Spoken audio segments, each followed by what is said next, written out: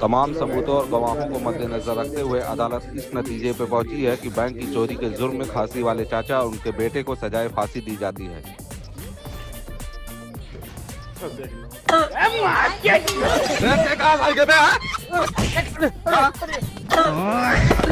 भैया नौटंकी कर स्टार्ट हो गया यार, तो का फांसी दी बात खत्म यार।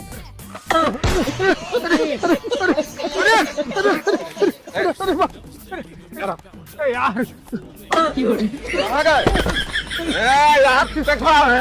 मिस्त्री के मजदूर क्या हो तो रे। अरे इसको थोड़ा पहले इसको यार, ये कहाँ से आ गया इधर? मनवा नहीं चाह रहा वो फंसिया पारे जबरदस्ती करा था। ठीक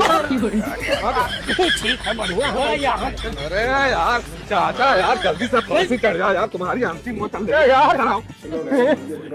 कहीं रुक कर चढ़ाओ, पहले फांसी तुमको चढ़ेगी, पूरा कलाकांडी तुम्हारा है, ठीक है?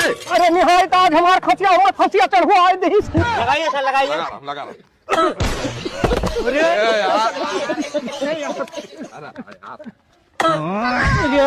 कहाँ गया? अरे ये है ये अरे वो है साहब वो।